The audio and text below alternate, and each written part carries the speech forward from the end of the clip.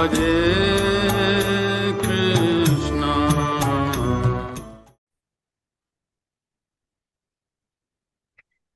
Hare Krishna. Donc c'est avec plaisir que nous avons la joie de commencer ce chapitre 89. Et donc, il y a une petite coupure. J'ai oublié de commencer l'enregistrement. Donc on est juste au verset 2. Donc, les Devas avaient décidé d'élucider la question suivante. Parmi Brahma, Vishnu et Shiva, qui est le Seigneur suprême? Et pour cela, ils ont décidé d'un plan. Ils ont décidé d'envoyer Bhrigu Muni tester chacun des déités. Ils ont décidé de voir qui allait avoir la réaction la plus spirituelle, qui allait être dans ce qu'on appelle le sattvagun, l'influence de la vertu, et qui allait l'exposer en partialité ou en totalité, dans sa plus grande pureté. Et donc, ils ont choisi Bhrigu parce que ce dernier, dans la Bhagavad Gita, Krishna dit parmi les sages, je suis Bhrigu. Aussi, Bhrigu, c'est le fils de Brahma. Donc, si Bhrigu tente de pousser Brahma à la faute, en, en tentant de l'énerver, Brahma serait capable de le pardonner parce que c'est son fils. Aussi,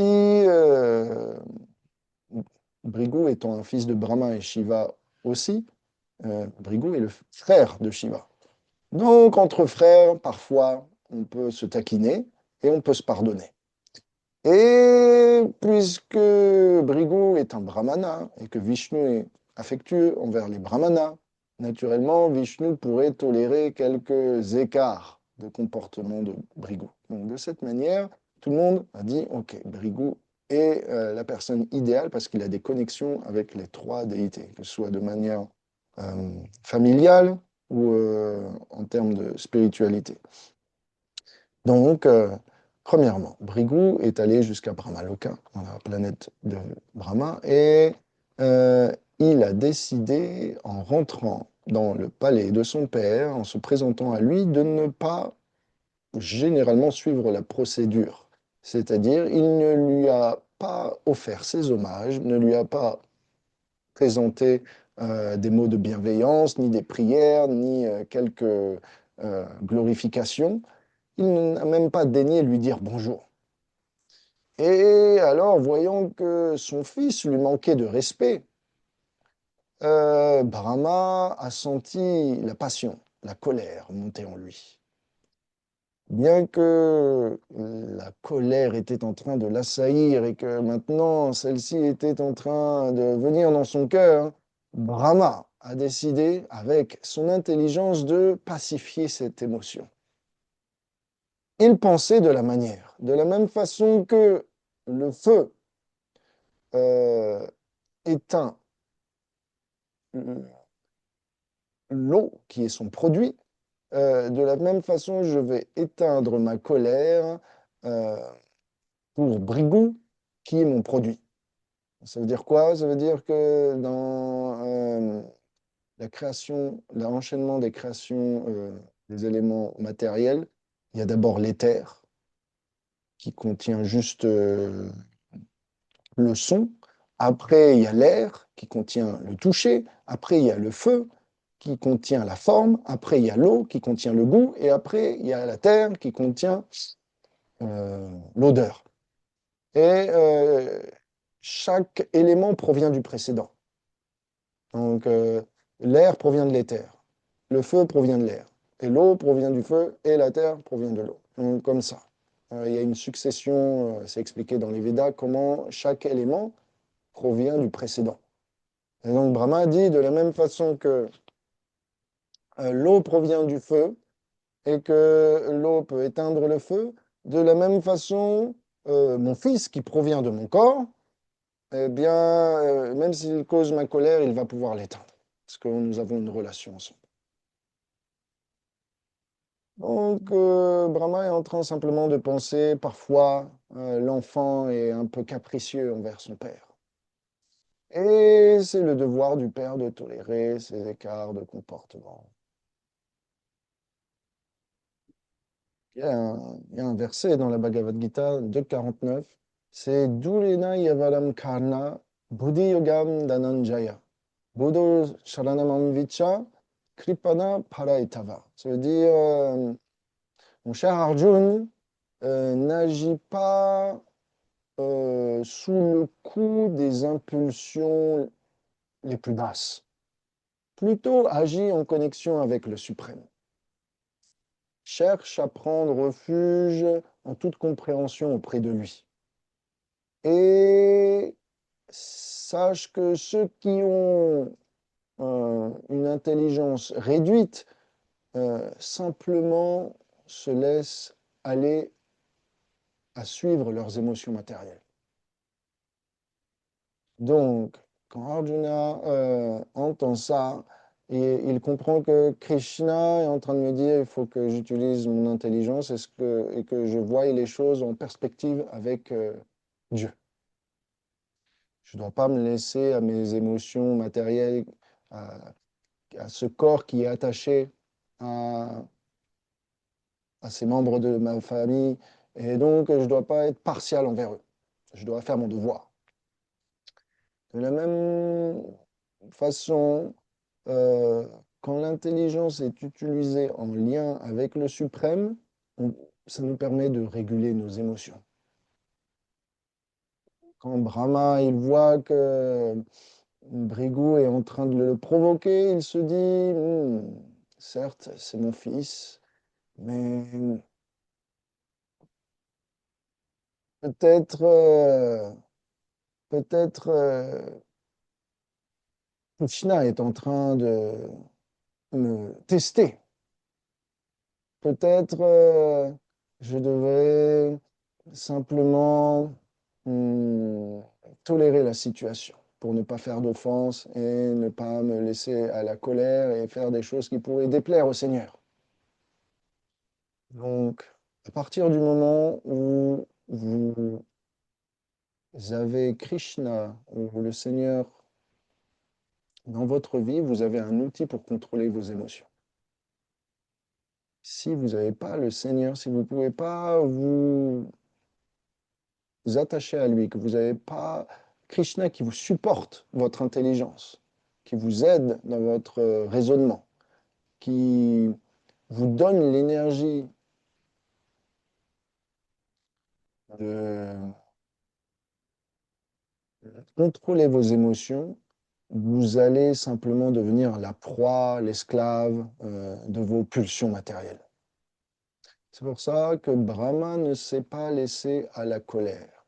C'est parce qu'il a utilisé son intelligence avec le support de la spiritualité en connexion avec Dieu pour tout de suite brûler les réactions de cette émotion de la colère qui s'est levée en lui. Donc, euh, tout ça, c'est juste pour dire quelque chose. C'est juste pour dire que nos émotions ne sont pas forcément rationnelles. Nos émotions peuvent être euh, générées par notre conditionnement passé.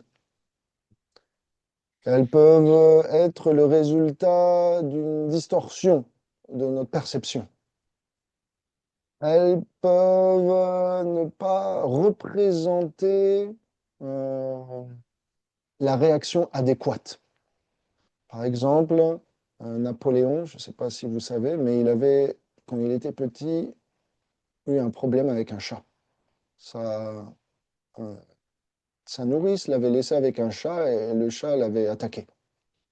Et donc, toute sa vie, Napoléon, il avait une peur irrationnelle des chats. Quand il voyait un chat, il commençait à trembler parce que dans son enfance, il avait eu ça, euh, un drame avec. Et donc, dans la guerre de Waterloo, le général qui savait que Napoléon avait des problèmes, des troubles psychologiques en rapport avec les chats, il a mené devant son armée une centaine de chats. Et quand Napoléon, qui était à la tête de l'armée a vu la centaine de chats qui étaient devant l'armée, il a été incapable de donner des ordres. Et il a quitté le champ de bataille. Et la bataille de Waterloo a été perdue comme ça. Donc, vous voyez un si grand homme qui est donc un parfait stratège, qui est capable de mener un empire, qui est donc très intelligent, a des émotions irrationnelles. Et ces émotions irrationnelles, il ne peut pas les contrôler, c'est ce qui cause sa perte. Et en revanche, si on intègre Dieu pour supporter notre intelligence, pour prendre du recul, de la hauteur, pour nous pacifier intérieurement, alors on est capable de purifier ces distorsions émotionnelles, purifier notre vision du monde. Et on est capable, eh bien, voilà, de dominer la colère, de dominer la concupiscence, le désir sexuel. On est capable de dominer hum, toutes ces choses négatives qui pourraient être en nous, le désir de possession, la jalousie, etc., la gourmandise. Tout ça, on peut contrôler nos sens seulement avec le support de Dieu. Oui, qui va nous donner l'intelligence de comprendre, décoder nos émotions et de les mettre en juste perspective avec la réalité. Donc, Intéressant que tu prennes l'exemple d'un chef de guerre, quoi. Philippe dit, c'est intéressant que tu prends l'exemple d'un chef de guerre. Parce que si c'est débordé par ses émotions, hein, ça peut... Et donc, parce que s'il se laisse porter par ses émotions, ça peut aller loin. On est d'accord. Donc, en gros, l'idée, c'est plus vous avez de responsabilités, mieux c'est d'avoir Dieu dans votre vie pour qu'il vous aide à dépasser vos émotions qui peuvent être biaisées et qui peuvent vous faire analyser la réalité d'une mauvaise façon. Donc, voilà, c'est pour vous dire, les émotions ne sont pas rationnelles, forcément, et elles doivent être contenues, purifiées à travers la spiritualité. Brahma, lui, il avait compris. Mon fils est venu me voir, il m'a manqué de respect, et Brahma, avec son intelligence, en lien avec le suprême, a pu contenir cette colère. Il s'est dit, bon, ça peut, Brigou est mon fils, je peux tolérer cela, il y a peut-être la volonté de Dieu derrière tout ça. Est-ce que ça va pour vous? Ok. Me dire qu'il ne faut pas refouler nos émotions, c'est surtout pas les subir. L'idée, c'est que il faut les purifier. Il faut les, souvent, ce qu'on dit maintenant, en général, c'est accepte-toi, vis comme tu le sens, sois toi-même. Mais ça veut dire aussi, voilà, vis tes émotions va où ton cœur te porte. Mais si les émotions sont pas rationnelles, si les émotions sont le produit de notre conditionnement passé, de notre conditionnement présent, de l'influence de la société, d'un tas d'éducation, ça veut dire que ça peut nous amener pas dans le bon chemin. C'est pas parce que je ressens de la colère pour une personne que cette personne est mauvaise. C'est pas parce que je ressens de l'amour pour quelqu'un que en fait je l'aime véritablement. Peut-être ça peut être juste causé par l'attirance physique. Et puis après, on se dit, voilà, je suis tombé amoureux, mais quelques années après, il y a plus de lien. Et on divorce. Donc, c'était pas vraiment de l'amour, ce que j'avais. Euh, de la même façon, on peut se dire, je me sens triste parce que je suis pauvre. Je me sens triste, je suis pauvre. Et on peut, avec l'intelligence spirituelle, comprendre que l'argent, c'est pas le bonheur. Le véritable bonheur, si on a Dieu dans sa vie, c'est ça qui nous satisfait et qui nous maintient à chaque instant. Donc, les émotions nous poussent à nous attacher à des choses qui ne sont pas forcément hum, de valeur, nous poussent à aimer des gens en fait, pour lesquels on n'a pas forcément des sentiments très profonds, bien qu'on a l'impression de les aimer, est-ce qu'on les aime vraiment? Bien qu'on se sent triste, est-ce que vraiment ça vaut la peine d'être triste? Bien qu'on se sent en colère, est-ce que euh, c'est légitime? Donc les émotions peuvent nous trahir et nous, on doit les traduire. On doit traduire ce qu'elles disent et comprendre si elles sont légitimes ou pas. Donc voilà, mon point, c'est de la même façon que Brahma a compris que sa colère n'était pas forcément hum, légitime à ce moment-là, de la même façon, on peut comprendre qu'à certains moments, nos émotions peuvent nous trahir. Ça va pour vous? C'est ça, ok, Oui, oui, ça prend ok. ça. Oui, ça prend ça. Donc, Rigu est ensuite allé au mont Kailash. Là, il a vu Shiva debout, joyeux, qui commença à aller voir embrasser son frère. Mais Brigout refusa son embrasse en lui disant: Tu es un hérétique déviant, tu enduis ton corps des cendres du cimetière. En entendant cela, Shiva est devenu furieux et ses yeux ont commencé à brûler de rage. Il a commencé à prendre son trident et tenta de tuer Brigout, son frère. Alors, voyant la scène, sa femme, Parvati, Durga Devi, commença à attraper ses pieds, à se prosterner devant lui et utilisa des douces paroles pour le pacifier, ce qui fonctionna. Après quoi, Brigout s'en alla et alla à Shvetadvip, à Vaikunta, euh, qu'on appelle l'étoile polaire, pour retrouver la demeure de Janardhan, donc Vishnu. Donc vous avez remarqué ici, euh, qu'est-ce qui a sauvé Brigout de la mort de Shiva? Parvati. Pourquoi? Parce que euh, celle-ci était dédiée au bien-être de son mari et parce que celle-ci a utilisé de sages et douces paroles.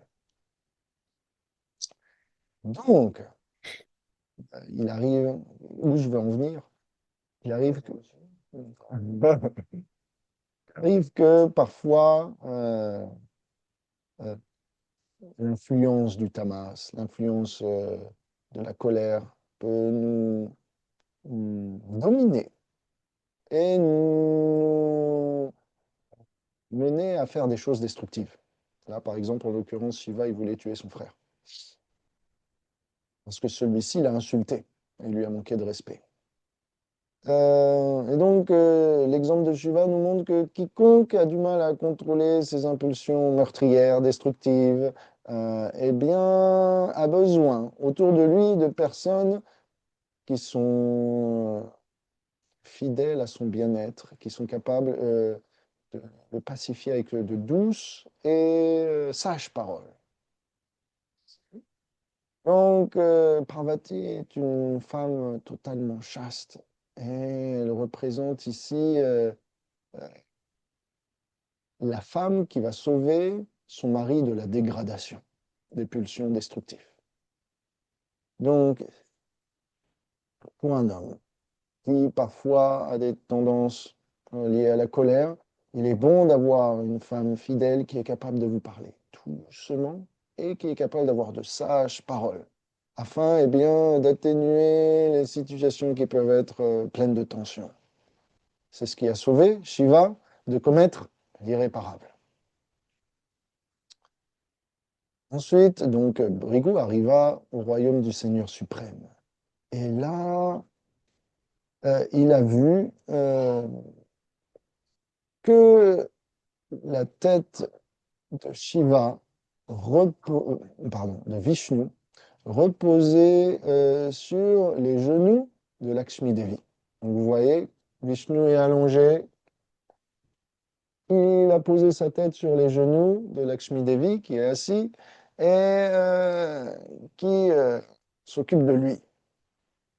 Que fait Brigout pour tester eh bien, le caractère de Vishnu, comme il a pu tester auparavant celui de Brahma et de Shiva, cette fois-ci, il décide de prendre son pied et donner un coup de pied dans le torse du Seigneur, de Vishnu. Donc il lui met un bon coup de pied dans le torse. Et alors, que fait le Seigneur? Il se lève avec la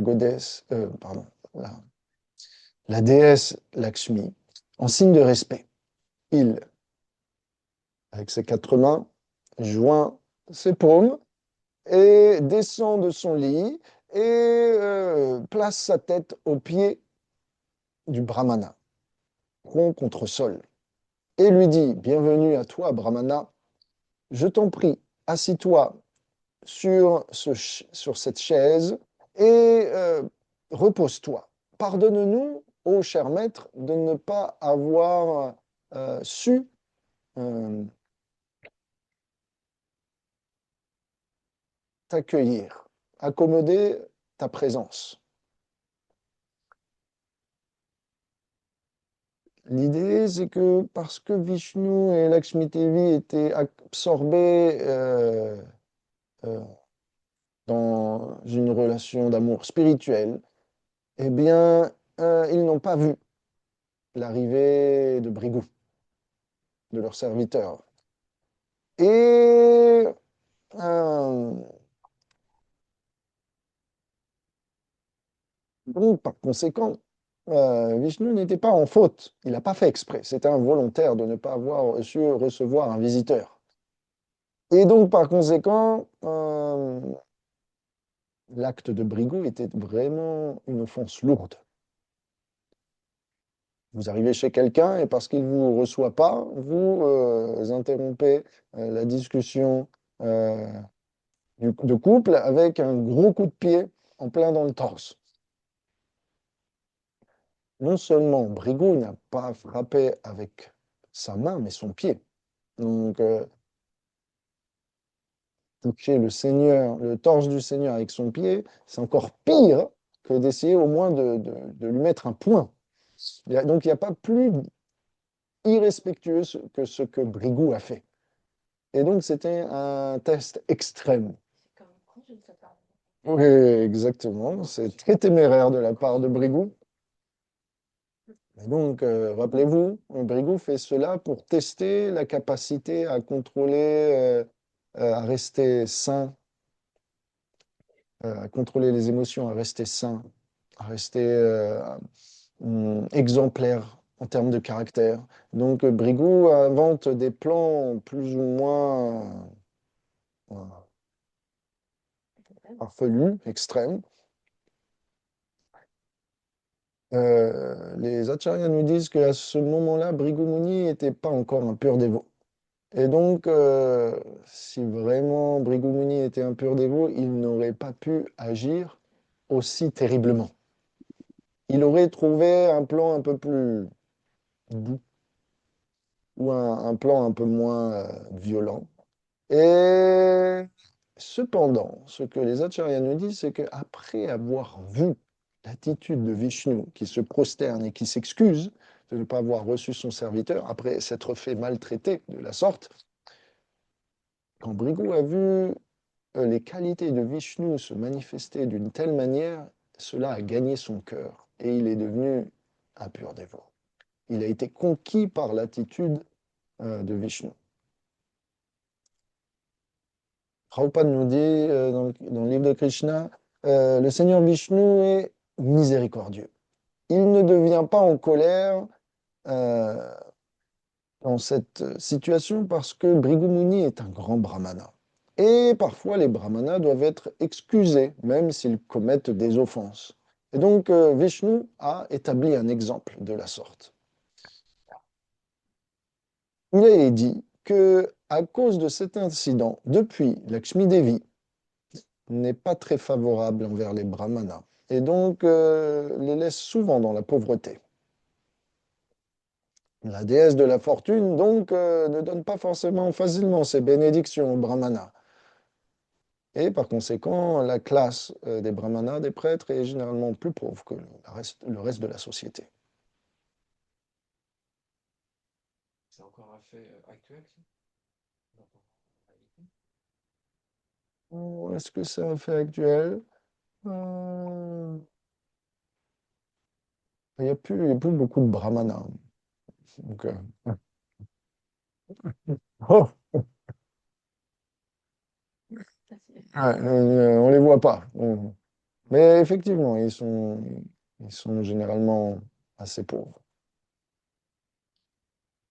Euh, Vishnu dit à Brigout, je t'en prie, purifie-moi, mon royaume et tous les devas, les contrôleurs universels qui me sont dévoués, en euh, me laissant prendre l'eau qui va baigner tes pieds.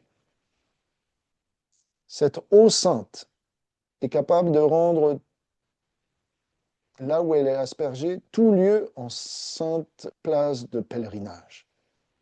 Aujourd'hui, mon Seigneur, là c'est Vishnu qui parle, hein. Aujourd'hui, mon Seigneur, euh, je suis devenu le refuge exclusif de ma femme, la déesse de la fortune, Lakshmi Devi, parce qu'elle va bien consentir résider sur ma poitrine, tout simplement parce que tu as posé ton pied ici même. Ton pied qui est capable de libérer toute forme de contamination et de péché. Donc, en gros, simplement, Vishnu est en train de dire, parce que tu m'as touché de ton pied ma poitrine est devenue maintenant un lieu de pèlerinage. Et c'est grâce à ça que je vais pouvoir rester avec ma femme et que ma femme va pouvoir rester auprès de moi, au proche de ma poitrine. Ensuite, le Seigneur avait dit au Brahmana Brigu, mon cher monsieur, ô grand sage, vos pieds sont en effet véritablement tendres. Ayant dit cela, le Seigneur Vishnu, après les avoir arrosés, les massa avec ses 4 mains.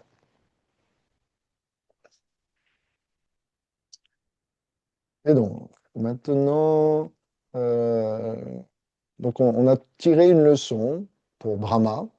Brahma, lui, il utilisa l'intelligence pour pouvoir se pacifier. Il utilisa l'intelligence liée à Dieu, la connaissance spirituelle, pour pouvoir pacifier ses émotions matérielles. Shiva, lui, ne put pas se contrôler, mais comme il avait une femme qui était fidèle et spirituelle, qui était dédiée avec des mots doux, il put éviter le pire. Mais en ce qui concerne Vishnu, eh bien, ce qui lui valut de ne pas se mettre en colère, c'est eh bien tout simplement sa condition purement spirituelle. Vous voyez, pardonner des offenses, c'est un signe de spiritualité, de sattva.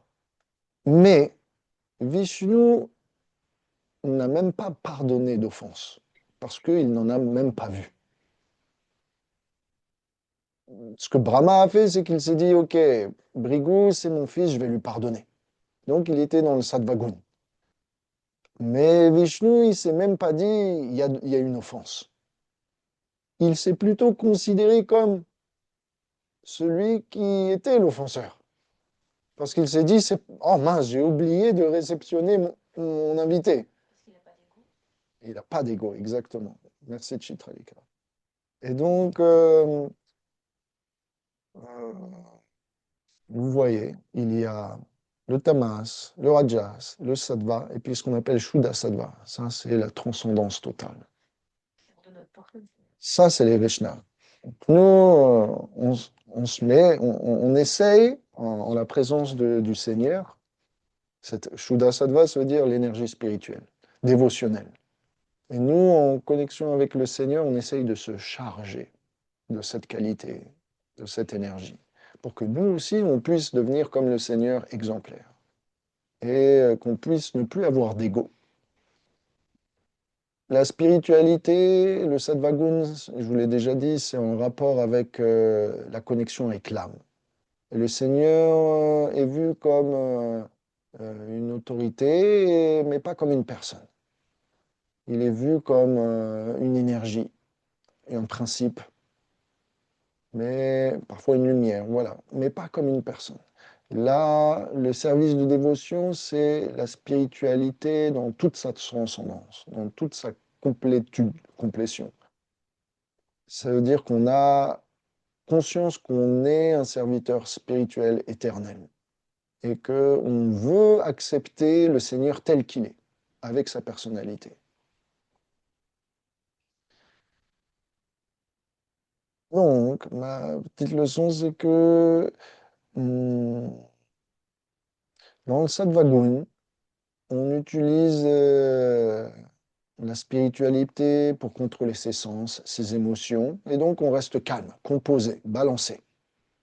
Et si jamais la colère vient à monter, on arrive, avec la vision spirituelle, la connaissance spirituelle, à rester stable. Mais dans la transcendance totale, la dévotion, Shuddha Sattva, quand les gens viennent à nous faire du mal, on ne voit même pas une faute en eux. Est-ce que vous voulez que je vous donne les deux moyens par lesquels Vishnu et ses dévots ne voient pas de faute quand on leur fait du mal? Ça peut être utile. Ouais. Voilà, ça c'est c'est ce qu'on doit aspirer, vers quoi on doit tendre. C'est le potentiel sublime de la voie dévotionnelle. C'est que premièrement, quand quelqu'un vous fait du mal, vous donne un gros coup de pied sur la poitrine, eh bien, vous dites, ah, ceci est simplement le résultat de mon karma passé. Et malheureusement, cette personne qui est en train de me faire du mal, à cause de mon karma passé, elle est obligée d'agir de la sorte. C'est comme ça qu'un dévot pense. Les gens me font du mal parce qu'ils sont les instruments de mes actions négatives passées. Et à cause que j'ai agi mal, eh bien, ils sont obligés de devenir l'instrument de cela. Donc, le dévot comprend qu'il n'a pas été toujours parfait. Et donc, que si on lui fait du mal, eh bien, c'est la loi du karma qui lui revient. Et donc, il tolère, il accepte. Donc, il comprend que ce que lui font les autres, en fait, à l'origine, c'est sa propre faute. Donc, du coup, il ne voit pas de faute en autrui. Premier point. Mais Philippe, vas-y. Je crois que c'est un peu facile. Non, non, c'est difficile. C'est facile. C'est sûr qu'on dit karma. Non. Philippe dit, est-ce que c'est pas un peu facile de mettre ça sur le compte du karma? Facile pour qui? Excusez n'importe qui. Excusez n'importe qui. Ah, le risque, voilà, le risque, c'est est-ce qu'on ne pourrait pas excuser n'importe qui en mettant ça sur la faute du karma?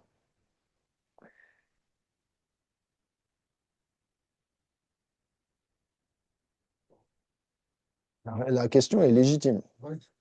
Ça, c'est pas- Et la réponse, c'est que oui, effectivement, on pourrait se laisser à une bienveillance mal placée, comme Arjuna dans la Bhagavad Gita. Mais ce qui se passe, c'est quand quelqu'un est vicieux, sournois, violent, pour lui, si on fait preuve de gentillesse envers lui, lui, il ne voit pas ça comme de la compassion ou de la gentillesse, il voit ça comme une faiblesse. Et donc, ça l'encourage encore plus à abuser de quelqu'un. Quelqu'un qui est vicieux sournois pense que la gentillesse des uns est en fait leur manque de puissance, leur faiblesse. Mais le dévot considère que ce qui lui est fait à lui, il, il apprend à le tolérer. Ce qui est fait aux autres, il ne peut pas l'accepter. C'est le point de Krishna à Arjuna, c'est que euh, cette guerre que tu veux éviter, c'est pas simplement ton problème, c'est le problème des autres aussi. Tu as en charge des citoyens, et ces citoyens, tu dois les protéger. Donc pour toi-même, euh, tu as peut-être envie d'éviter le combat, mais pour les autres, tu dois combattre. Donc la réponse, elle est ainsi, c'est que pour nous-mêmes, les violences qui nous sont faites, on les accepte comme le karma. Mais si la violence va au-delà de notre propre personne, on doit la stopper.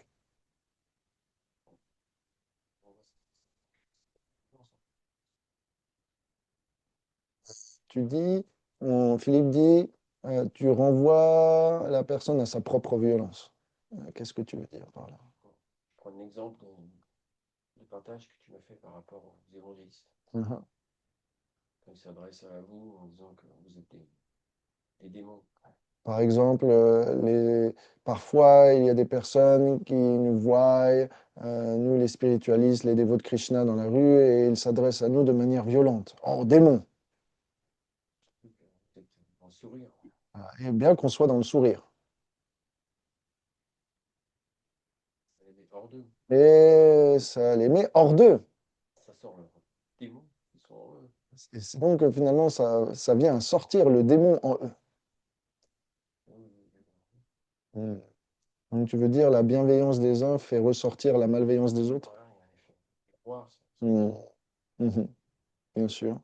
Il y a cet effet miroir qui est en place. Et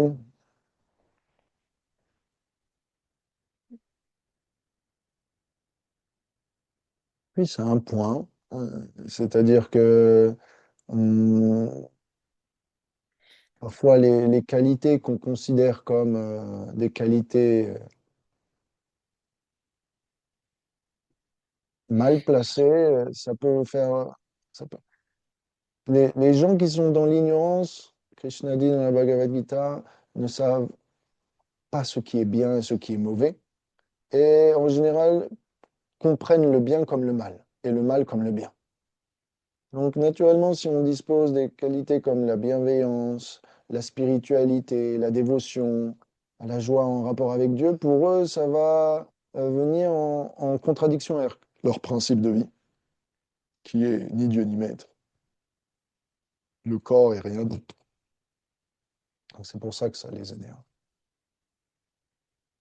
Euh, En ce qui concerne notre sujet, on, on doit considérer que comme le fait, euh, le font les dévots. On doit considérer que, ou comme le fait Vishnu. Vishnu, il dit, parce que tu as posé ce pied sur ma poitrine, tu m'as enlevé tous les péchés. Est-ce que Vishnu a des péchés? Non, il est le Seigneur suprême. Il est l'origine de toute pureté. Il est infaillible.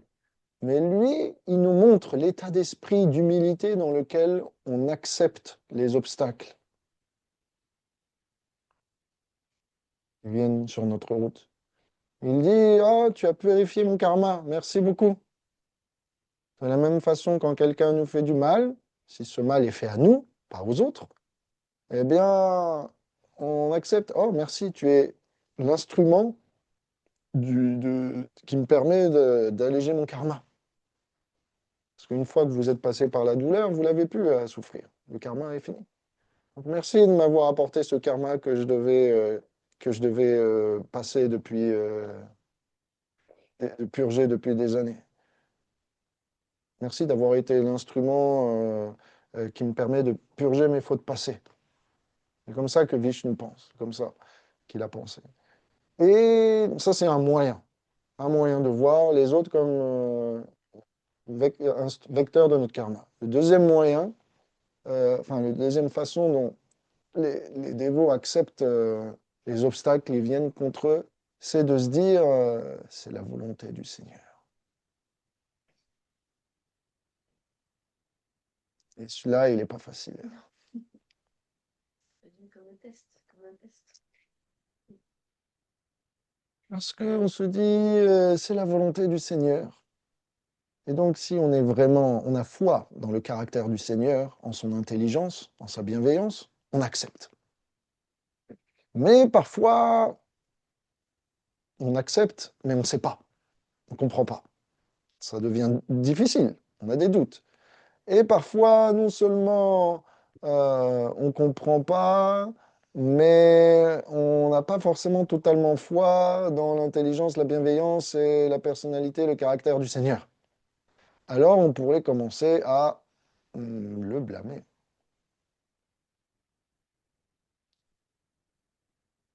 Mais ce que font les dévots, c'est qu'ils ont totalement foi dans l'intelligence, le pouvoir, la bienveillance de Krishna, de Vishnu, du Seigneur. Donc ils se disent, OK, c'est la volonté de Dieu, je dois m'y faire. Ça a sûrement un effet bénéfique pour moi. Il y a quelque chose à y gagner à la fin. Et donc ils prennent refuge. Voilà.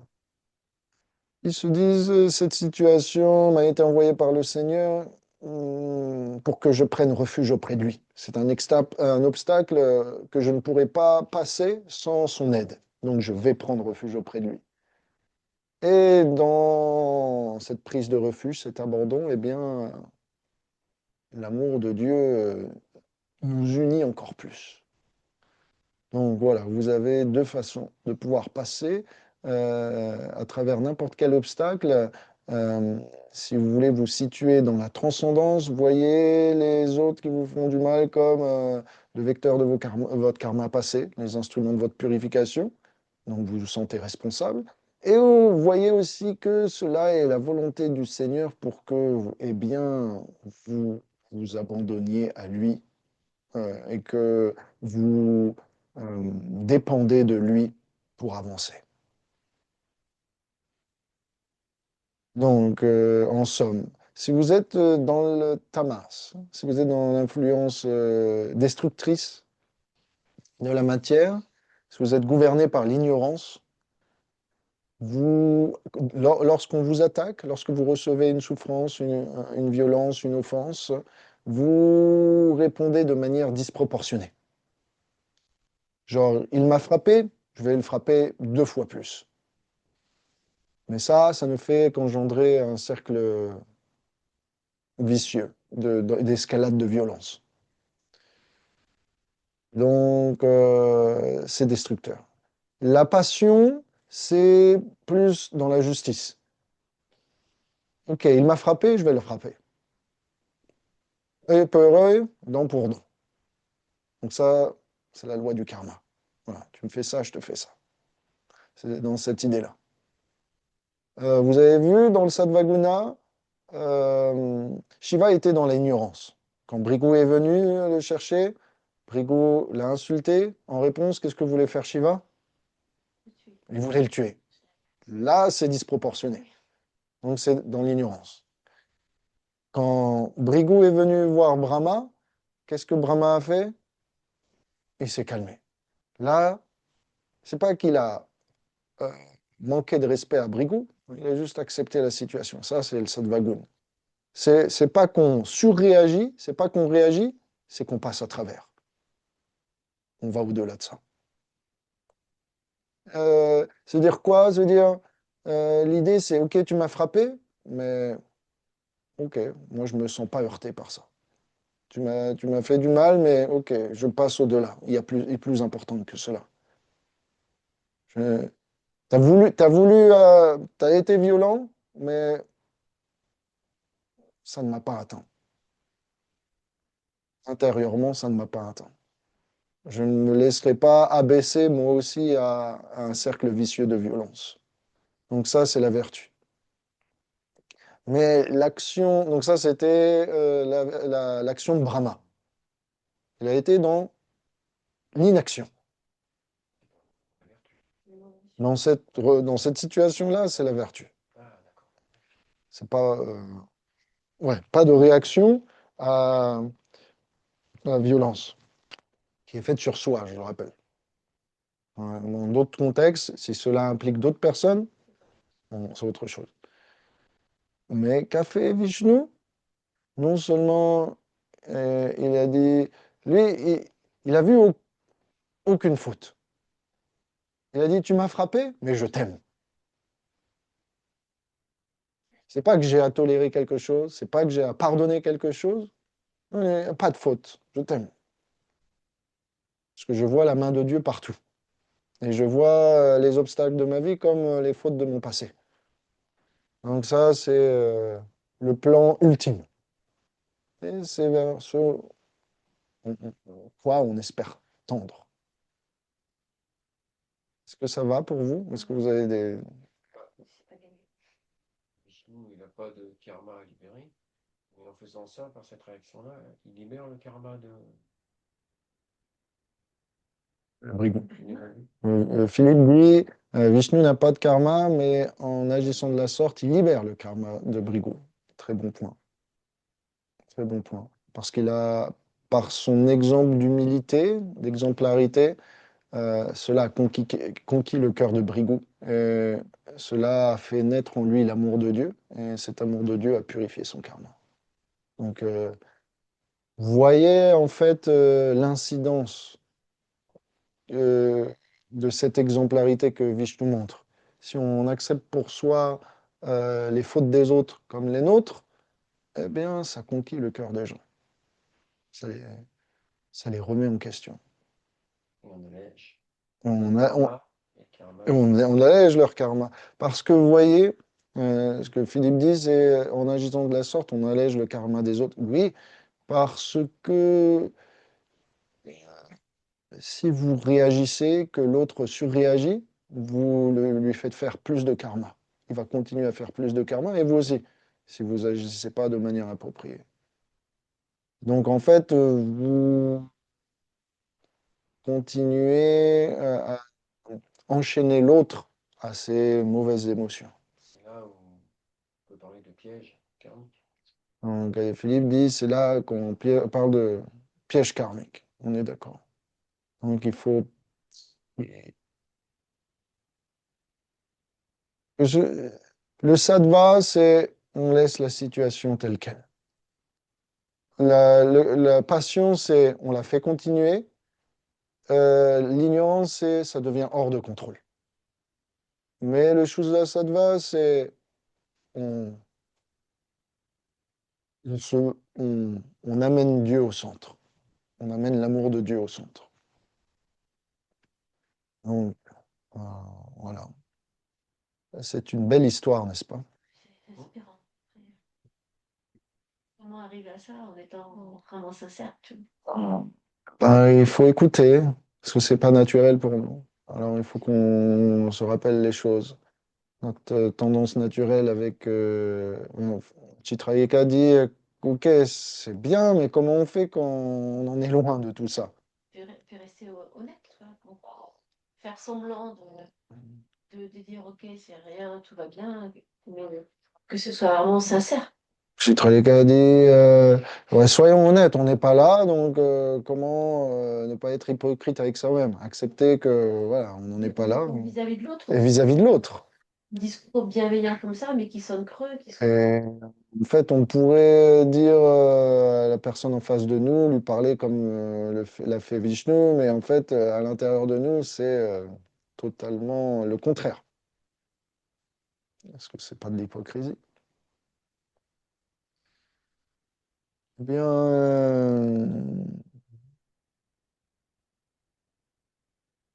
même si c'est de l'hypocrisie,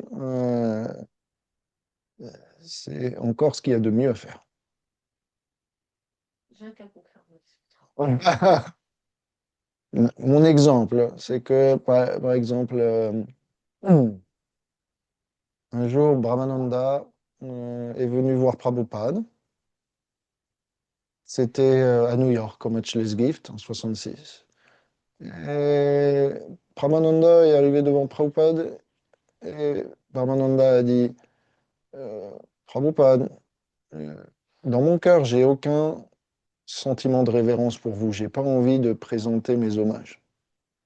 C'est pas ce que je ressens pour vous. Donc pourquoi je devrais présenter mes hommages si j'ai pas envie de vous respecter de la sorte? Et Prabhupada a répondu, si tu le fais, ça viendra. Donc le point, c'est que, ok, peut-être, euh, donc, Chitrika dit, en anglais, c'est fake it until you make it.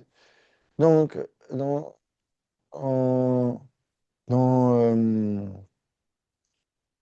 dans la vie dévotionnelle, euh, ou même dans la vie courante, il y a des situations où on sait que, ok, on doit agir de la sorte, parce que c'est l'exemple qu'il faut donner. À l'intérieur, on n'a pas envie de le faire. Donc, parfois, vous avez un invité, vous le recevez, ok, il est l'heure du dîner, ou les enfants sont là, c'est le moment où on veut passer un peu de temps avec eux, ou un moment, enfin, où on est seul, on peut discuter. Vous avez quelqu'un qui débarque à l'improviste, et ok, vous savez que, ok, c'est mon devoir, il faut que je reçoive, il a fait du chemin pour me voir, j'ai pas envie de le voir. Pour autant, vous mettez les politesses. Parce que vous savez que c'est ce qu'il faut faire. Donc, pour maintenir la relation. Ok, il a fait un effort. On ne veut pas qu'il soit là, mais on va faire un effort. Ok. Ah, on va le tolérer. Ok. On va mettre les formes. Vous voyez ce que je veux dire? On- Ça sent. Ça se sent, hein. C'est pas encore, c'est pas pur. C'est pas ce que je dis, mais l'action est faite déjà. Les sentiments y sont pas, mais l'action est déjà propre. Donc au moins on a déjà quelque chose de bien. Au moins on a agi correctement, même si à l'intérieur c'est pas encore correct. Donc on n'est pas totalement aligné avec soi, mais au moins il y a une partie de nous qui est alignée avec la volonté de Dieu. Et c'est le plus important.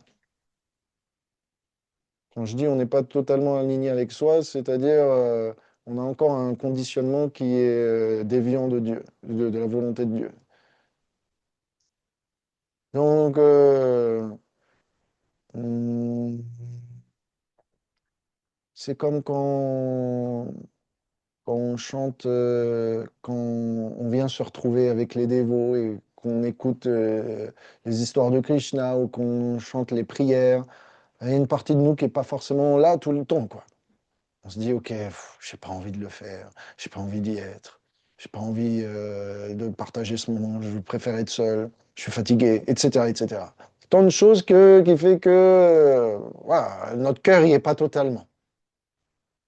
Mais pourtant, d'avoir fait cet effort, Krishna réciproque. D'avoir fait juste l'effort d'être présent. Ça suffit pour déjà déclencher un soupçon de miséricorde. On n'est pas là en train de danser, chanter et d'avoir de pleurer d'extase et de se rouler par terre et voilà, de manifester tant de joie. Mais au moins, par respect pour le Seigneur, parce qu'on sait que c'est bon pour nous, parce qu'on sait que ça lui fait plaisir, on a fait un effort de participer. Et ça, c'est déjà le début d'une victoire. Et ce sera sûrement l'origine d'une plus grande victoire. Donc, il faut bien commencer quelque part. Donc, on, on est, si on attend, ouais, ma conclusion, c'est que si on attend d'être qualifié pour faire quelque chose, on ne le fera jamais. Donc, C'est ça, toxique. Oh. Philippe dit, moi, ça va, t'es exemplaire. Ça.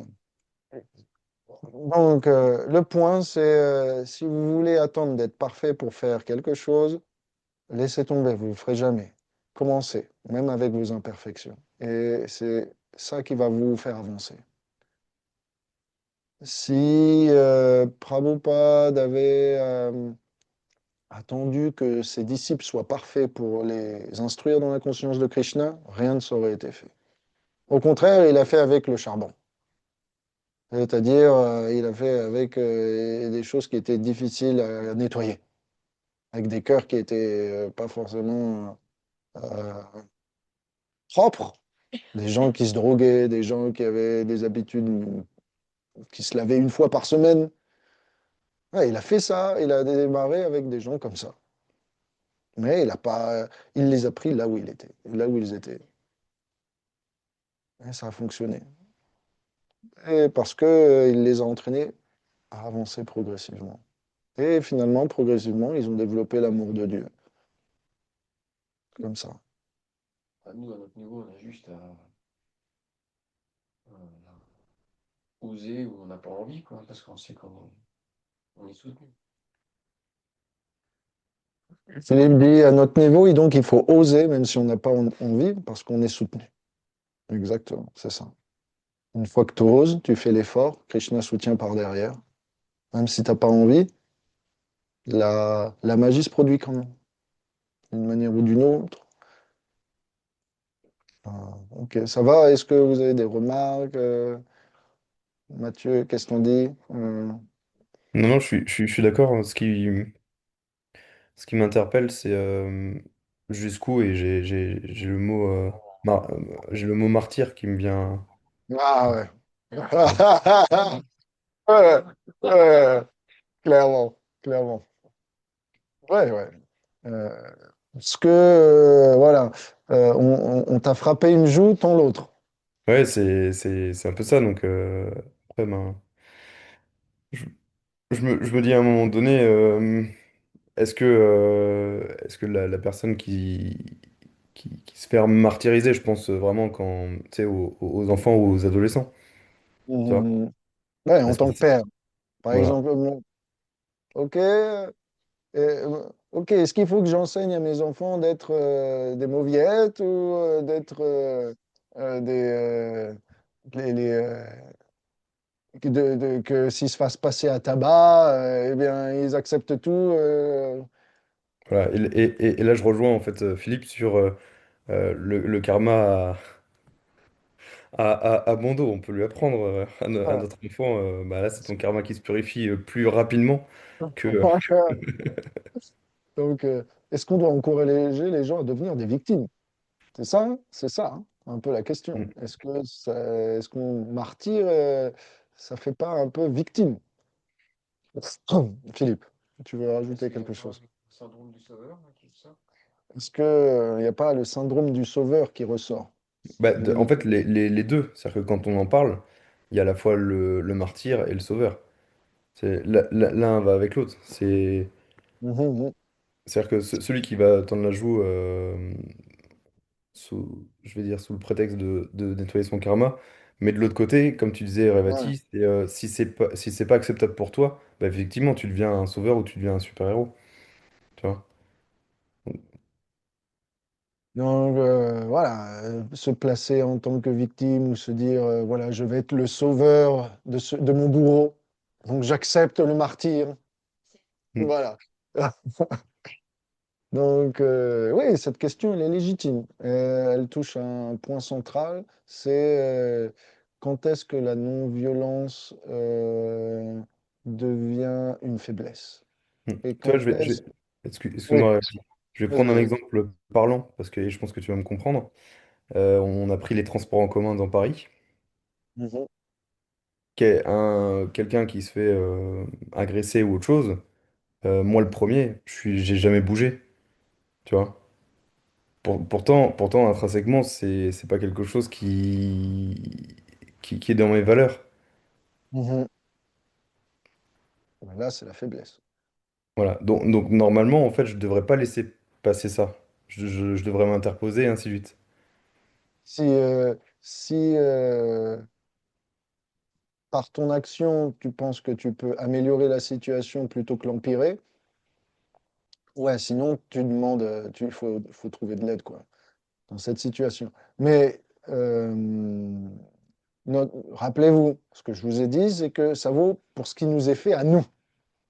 Quand ça invoque, si la violence est faite, qui est faite sur nous implique autrui, c'est plus la même chose. En l'occurrence, Brahma, Vishnu et Shiva, la violence qui leur avait été faite était dirigée uniquement contre eux. Et donc, ils avaient le choix d'accepter ou pas.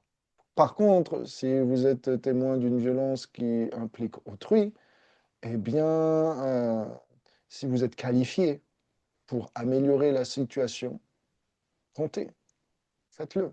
Soyez braves, courageux, soyez compassionnés. Et si une violence est faite à l'encontre de Dieu, là, soyez furieux. Vous ne pouvez pas tolérer le mal qui est fait à l'autre, euh, qui est devant vos yeux, même en termes de justice, c'est la non-assistance en personne en danger. Donc, vous êtes coupable en quelque sorte de, de- de tolérer le mal. Donc, voilà, simplement, si on n'est pas nous-mêmes très musclés, qu'on n'est pas capable de se battre, on peut appeler au moins les secours. Ça, c'est la moindre des choses. Chercher d'autres et venir en groupe. Ouais. En tout cas, dans ton exemple, Mathieu, ok, ça fait partie du bon sens. Hum, mais pour revenir au martyr, Mm. l'idée du martyr et de cette, de- l'idée du martyr pour Krishna, pour Dieu, hum,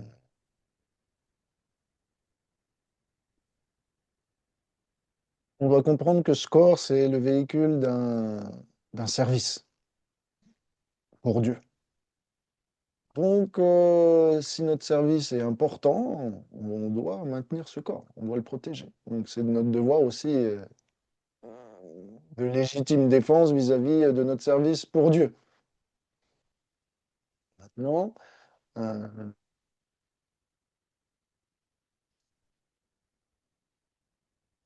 ça, c'est une possibilité. Mais une autre possibilité, c'est juste de dépendre de la miséricorde et de la protection de Dieu. Ça, on a vu Prahlad Maharaj, par exemple. Prahlad Maharaj, son père a essayé de le torturer, il a essayé de le jeter du sommet d'une montagne, il a essayé de le de le brûler, il a essayé de le couler, il a essayé de l'écraser, il a essayé de l'empoisonner. Il a tout essayé, mais Prahlad Maharaj s'en est sorti parce que il s'est dit, je dépends de Dieu. Si telle est sa volonté, alors qu'il m'emporte. Si je dois survivre, qu'il me protège. Donc, euh, hmm,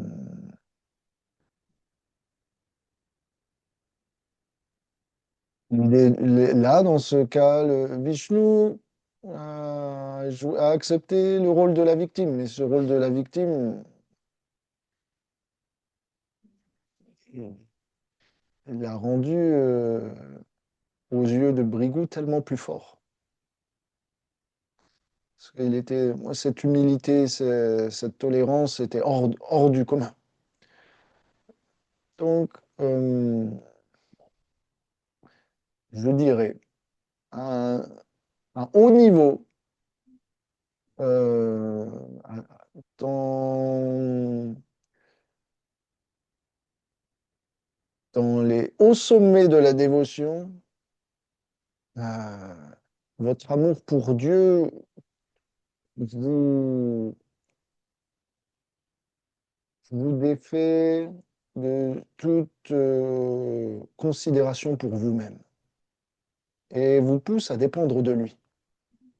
Votre considération pour vous-même, elle est réduite parce que votre considération, c'est celle du plaisir de Dieu. Et vous vous dites, si la violence qui m'est faite, eh bien, est une occasion pour moi de dépendre de Dieu, de sa protection, allons-y. Allons-y, dépendons de lui. Unissons-nous dans ces obstacles. Et maintenant, à moins haut niveau, avant d'en arriver là, avant de prendre euh, l'attitude du martyr, en fait, dans cette attitude de martyr, euh, dans cette attitude, par exemple, qu'a voulu faire Prahlad Maharaj ou Vishnu, montrer cet exemple. Ils avaient aucune peur, ils avaient aucune souffrance. Ils étaient dans la joie et la compassion jusqu'au bout, même si on leur a fait des violences. Donc, cela peut paraître douloureux, mais intérieurement, ils en éprouvent une grande joie. Par exemple, il y a l'exemple de Haridas Thakur. Donc, Haridas Thakur, c'est celui qui s'est fait frapper par le Qazi, par les musulmans, sur plusieurs places de marché, parce que partout où il allait, il faisait chanter les gens les noms de Krishna. Et les musulmans ne pouvaient pas tolérer ça. Alors ils lui ont dit, si tu t'arrêtes pas, on va te mettre à mort. Et il a dit, mais je ne m'arrêterai pas. Alors ils ont essayé de le mettre à mort, mais pendant qu'on le battait, Haridas Thakur disait, mon cher Seigneur, ne leur en veux pas, je t'en prie. Parce que euh, si tu m'aimes et que ces personnes frappent quelqu'un que tu aimes, je sais qu'ils vont souffrir dans la vie d'après ou l'instant d'après. Donc je t'en prie, cher Seigneur, ne leur en veux pas. Moi, je leur pardonne. Je ne tiens aucune haine contre ces gens. Et lorsque Haridas Thakur était frappé, il ressentait aucune douleur. Au contraire, il était joyeux. Pourquoi? Parce qu'à l'intérieur de lui, l'énergie spirituelle euh, faisait que sa conscience était sur un autre plan. Et finalement, ils l'ont jeté dans la rivière parce qu'ils voyaient que Haridas Thakur n'avait plus de pouls. À un moment, en fait, juste avant d'être jeté, les gens étaient en train de se dire, mais Haridas, si on ne te tue pas, si tu restes en vie comme ça, dans la joie, bien qu'on essaye de te tuer, euh, et que le quasi voit qu'on n'arrive pas à te tuer, c'est nous qui allons être tués.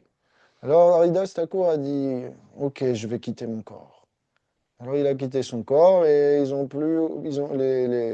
les bourreaux ont pu officialiser sa mort et le jeter. Et après, une fois que Haridas a été jeté à l'eau, que ces bourreaux ont pu être euh, acquittés de leurs devoirs et donc hors de toute punition, il est revenu à la vie. Euh, mais il est sorti de la rivière, il est retourné voir le Qazi. Et le quasi a dit, bah, t'étais mort l'instant d'avant, comment t'as fait? Ok, c'est un saint, on va le laisser tranquille. Et donc il a pu continuer à faire, euh, chanter les louanges. Mais Chaitanya Mahaprabhu, un jour, lui a dit, Haridas, tu te rappelles de ce jour où tu étais dans le marché, qu'on te battait sans cesse et que tu ressentais aucunement la douleur? Et Haridas a dit, oui, oui. Chaitanya Mahaprabhu a enlevé sa chadar, sa kurta, et s'est retourné, et il y avait des traces de bleu sur lui. Chaitanya Mahaprabhu, c'est le Seigneur. Et il a dit, tu vois, tous ces coups qu'on te donnait, c'est moi qui les ai pris, pour toi. Donc, à un certain niveau de dévotion, il est possible d'agir de la sorte. Et ça, c'est le miracle de la foi profonde envers Dieu, c'est qu'on accepte toute chose qui nous est faite sans tenir rigueur à l'autre. Mais si on veut être pratique à moins haut niveau, on peut simplement considérer que ce corps, c'est l'instrument de mon service. Et donc, mon service est important. Mon service est important parce que c'est ce qui me permet de me libérer. C'est ce qui me permet d'aimer Dieu. Donc, pour moi-même, pour tous les gens qui dépendent de moi, je dois aussi me défendre. Et pour continuer à servir Dieu, à aimer Dieu, je dois me défendre. Principe de légitime défense. Voilà. Donc, vous avez deux options. Vous pouvez appliquer le principe de légitime défense, utiliser votre intelligence spirituelle, comme Brahma le fait, mais vous n'avez pas le droit de vous laisser aller voilà, agir de manière disproportionnée. Et si vous avez la possibilité juste de laisser couler, de passer au-delà, faites-le.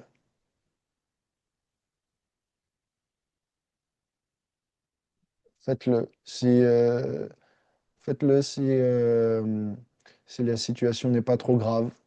Faites-le si ça permet de prendre refuge auprès de Dieu. En ce qui concerne Brahma, par exemple, il n'avait pas besoin de réagir, puisque la situation n'était pas grave. C'était juste une insulte. Donc, est-ce que Brahma devrait manquer de respect? Non, je dis, ok, ces gens sont...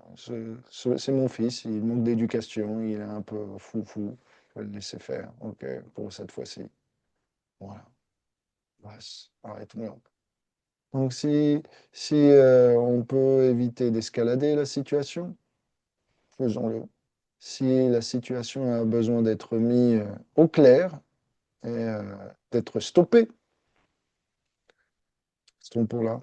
Voilà, mon point, c'est que si par votre inaction, l'action est désescaladée, solutionnée, faites-le. Si par votre inaction, la solution s'empire, agissez. Si vous voyez qu'en agissant, vous allez obtenir un meilleur résultat, agissez. Si vous voyez qu'en vous abstenant, vous allez avoir un meilleur résultat, abstenez-vous. Utilisez votre bon sens et prenez refuge auprès de Dieu pour qu'il vous aide, que vous agissiez ou pas. Et tout ira bien. Mais si vous agissez au nom du respect que l'on vous doit, au nom euh,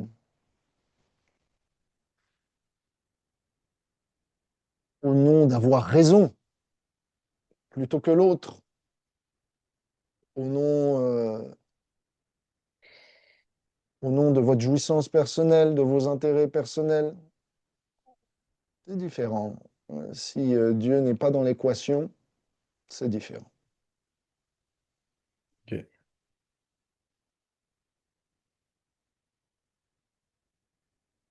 Donc, dans cette situation, c'est du cas par cas, il y a pas de choses magiques.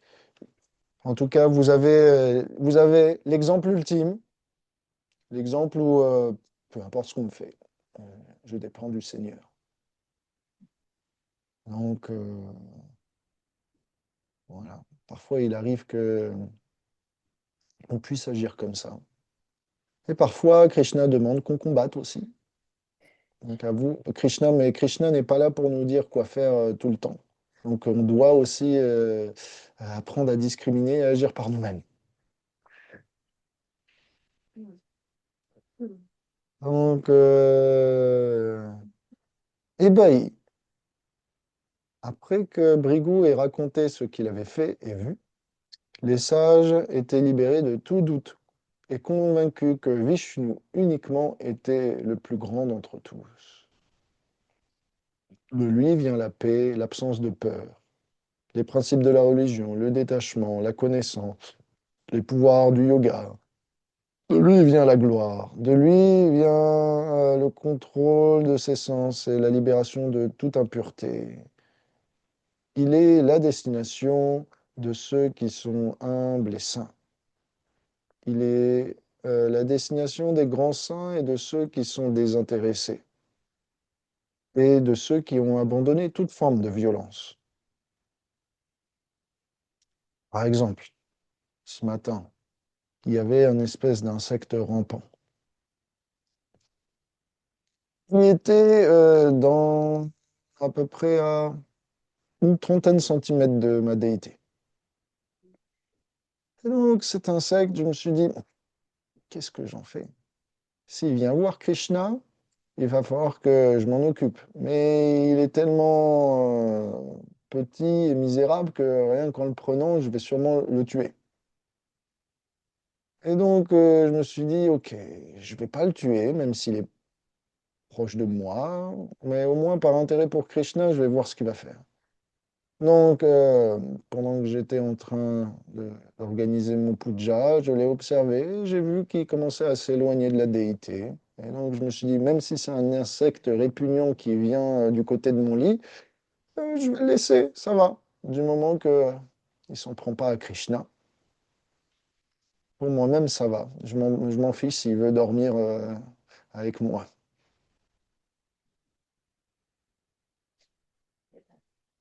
Donc voilà, mais ça c'est l'exemple pour un insecte, mais ça arrive, ça arrive. Bharat Maharaj, lui, quand il marchait, il faisait attention à chacun de ses pas de ne pas écraser un insecte. Donc, ouais, on peut être conscient, on peut essayer de minimiser au maximum la violence qu'on fait aux autres. Donc,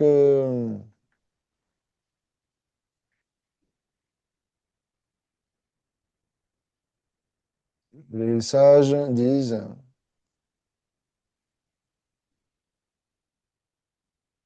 euh,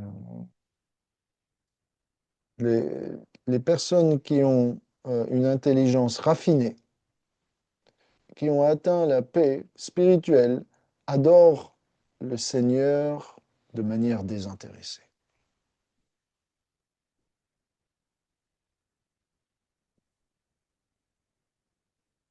Le Seigneur s'étend et se manifeste, pardon, le Seigneur manifeste trois types d'entités vivantes. Ceux qui sont dans le tamas, comme les rakshasas, c'est les carnivores, quoi.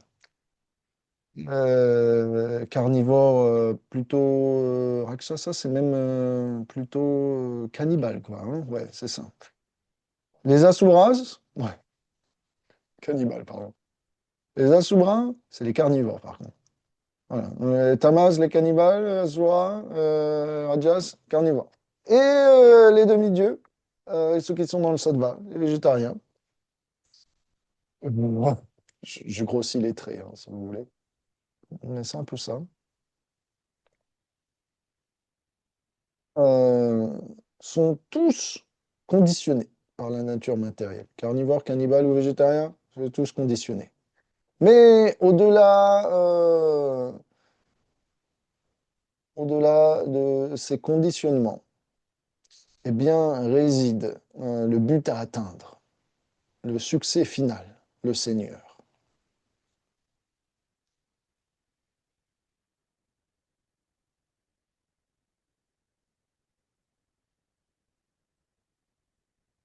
Et donc,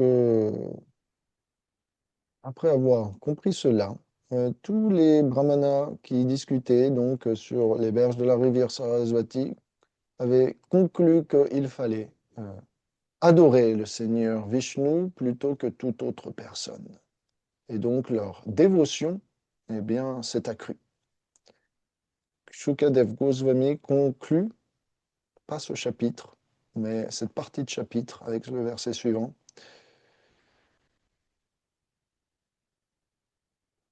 Cette magnifique glorification de la personne suprême détruit toute peur de l'existence matérielle.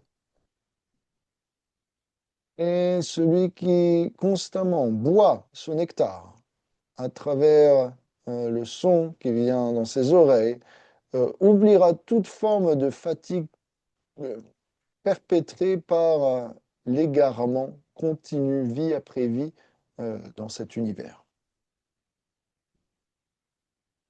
Ah oui, euh, ok. Juste 2 minutes. J'ai deux, trois paragraphes à lire en plus. Le Bhagavatam nous raconte aussi la suprême position de Vishnu et les fautes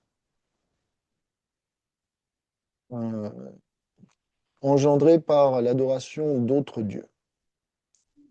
Donc, c'est une histoire de Vishnu Dharmotala qui est dans la même veine. Comment l'adoration de Vishnu est supérieure à celle des Devas. Un jour, un dévot brahmana appelé Vikshvakshena vivait dans un village et il rencontra le chef de ce village qui lui dit: Je t'en prie, viens au temple de Shiva de notre village où nous avons installé bien, une pure murti de Shiva. Vikshvakshena, qui était un Vaishnav brahmana, dit: Je suis un brahmana Vaishnav et je n'adore personne, excepté Vishnu. prenant cela comme une véritable offense contre Shiva, le fils euh, du chef du village s'en alla pour couper la tête de ce brahmana, Vishvakshena, ne désirant pas mourir de leurs mains et ne pas jouer le martyr.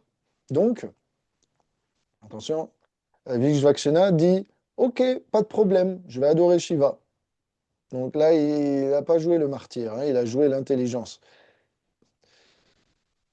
Donc, allant voir la Murti de Shiva dans le temple, il offra ses respects et des pétales de fleurs en disant respect à Nishimgadev, respect à Vishnu.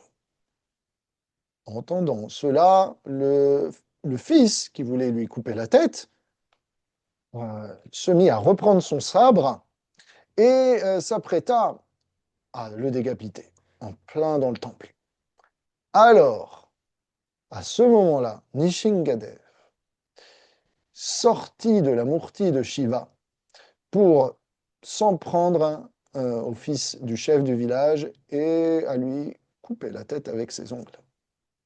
Il s'en prit à tous les adorateurs de Shiva qui étaient autour et qui étaient partie prenante de cette offense. Cette histoire du Skanda Puran nous indique que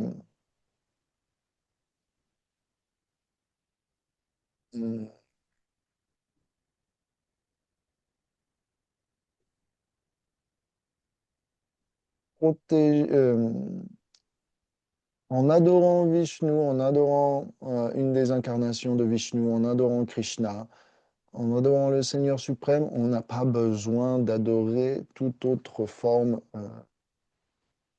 de Dieu, que ce soit à travers les Devas, etc. Et, par, et le Seigneur nous protège en toute situation. Par contre, adorer les demi-dieux, mais pas adorer Dieu, nous place dans une situation où on n'est jamais protégé et jamais sûr. Donc, prenez refuge uniquement du Seigneur et celui-ci assurera votre sécurité. Si vous avez l'occasion de prendre un risque, pas de jouer le martyr à 100%, mais peut-être à 10%. Vous voyez comment Krishna réagit dans votre vie en prenant un risque. Vous voyez comment cela va pouvoir aussi, en voyant la réciprocation de Krishna, développer votre foi. Et après, si vous avez fait 10% de martyr, vous pouvez tenter 20% de martyr. Et vous voyez comment Krishna vous protège. Et comment cela peut continuer à stimuler votre foi. Si vous voyez que eh bien, cette expérience était trop douloureuse, que le martyr à 20%, c'était pas une bonne expérience, restez-en là. Et simplement, apprenez à faire de votre temple un outil, un instrument auprès de Krishna. Et utilisez votre intelligence pour vous défendre adéquatement et à tolérer ce qui est tolérable. Juste essayez de voir la limite jusqu'à ce que vous pouvez tolérer. Essayez de repousser cette limite au fur et à mesure en dépendant de Dieu. Et voyez les situations où vous avez besoin d'agir pour le plaisir de Dieu. Donc, voilà, c'est tout pour aujourd'hui. Il y a une deuxième histoire, en fait, dans ce chapitre. Donc, là, on n'a fait que la moitié, comme d'hab. Ouais, des choses tellement. Et bon, ouais, et je pense qu'il y avait de quoi dire hein, dans cette histoire. Donc la seconde histoire du chapitre, la semaine prochaine, c'est là on a établi Vishnu, c'est la personne à adorer. Et la semaine prochaine, on expliquera en fait parmi tous les avatars, Krishna est la personne à adorer, encore plus que Vishnu. Donc cette histoire a montré la suprématie de Vishnu. Et la semaine prochaine, eh bien, l'histoire va montrer la suprématie de Krishna par rapport à Vishnu. Vishnu, c'est une émanation suprême de Krishna? On peut dire comme ça? Mhm. Ouais. Dans le Bhagavatam, en fait, Krishna est considéré comme un des avatars de Vishnu. Donc, Je euh, l'ai rencontré. ouais, ouais. Ah, non, non. Il est considéré comme un des avatars de Vishnu parce que il descend dans le monde matériel qui est sous la juridiction de Vishnu. Donc, pour arriver dans... Si vous voyez les mondes matériels dans lesquels descend Krishna, ce sont des mondes qui proviennent des pores de la peau de Vishnu. Donc, il passe à travers Vishnu. C'est pour ça qu'on dit c'est un avatar de Vishnu. Cependant, le Bhagavatam dit aussi Krishna Stuvarayan Svayam. Ça veut dire parmi toutes les formes de Dieu, parmi tous les avatars, Krishna est la personne suprême, au-dessus de Vishnu. Donc c'est dans cette compréhension-là. Donc la semaine prochaine, on va voir comment Krishna est supérieur à Vishnu entre tous. Donc merci pour cette session. J'espère que c'était pas trop intense. Non, non. Il y a pas mal de choses à dire. Euh, mais puisse Krishna nous inspirer à prendre refuge euh, et à décanter toute forme de conflit en acceptant les fautes d'autrui comme les nôtres. Puisse Krishna accepter de nous donner la vision spirituelle qui nous permettra d'agir avec intelligence et de comprendre lorsqu'il faut agir ou tolérer, laisser passer, prendre sur soi. Puisse Krishna nous donner d'inspirer autour de nous les gens par nos décisions, que ce soit dans la tolérance ou la réaction. Et puisse Krishna nous donner de voir sa main dans chacun des événements de notre vie et d'accepter sa volonté, qu'elle soit faite ici, à travers nous. Et puisse Krishna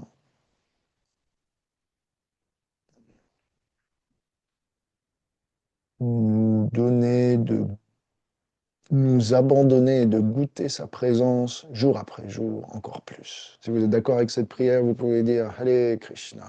Allez, Krishna. Srila Prabhupada ki, Jai. Srimad Bhagavatam ki, Jai. Shri Shiva Dev Mahadev Brahma Vishnu ki, Shri Jai. Brigumuni ki, Nitai Jai. Gaur Premanande. Allez, wow. Merci Mathieu pour ta Merci à vous. présence. Et quand est-ce que tu reviens? Vendredi prochain. Bien, je serai encore là. Ce sera avec plaisir de te rencontrer Moi de aussi. nouveau. Moi Je aussi. t'embrasse fort, je vous embrasse tous. À la semaine prochaine. Bon dimanche. À vous tous aussi. Hare Krishna, Hare Krishna, Krishna Krishna.